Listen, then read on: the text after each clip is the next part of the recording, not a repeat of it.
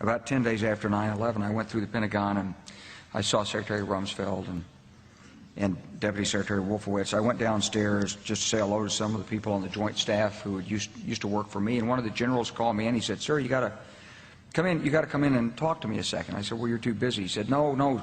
He says, "We've made the decision. We're going to war with Iraq." This was on or about the 20th of September. I said, "We're going to war with Iraq. Why?" He said, "I don't know." He said, "I guess they don't know what else to do."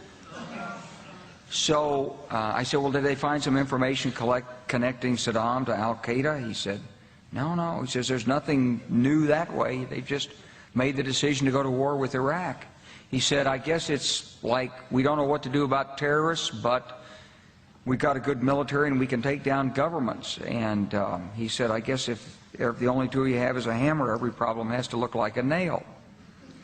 So I came back to see him a few weeks later, and by that time we were bombing in Afghanistan. I said, "Are we still going to war with Iraq?" And he said, "Oh, it's worse than that." He said, he reached over on his desk, he picked up a piece of paper, and he said, I just got this down from upstairs," meaning the Secretary of Defense's office today, and he said, "This is a memo that describes how we're going to take out 7 countries in 5 years, starting with Iraq and then Syria, Lebanon, Libya, Somalia, Sudan, and finishing off Iran."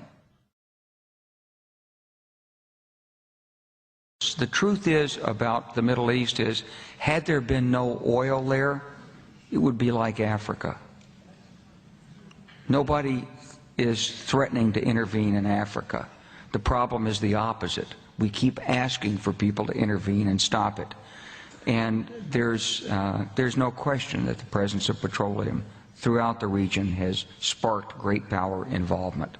Whether that was the specific motivation for the coup or not, I can't tell you, but there's always been this attitude that somehow we could intervene and use force in the region.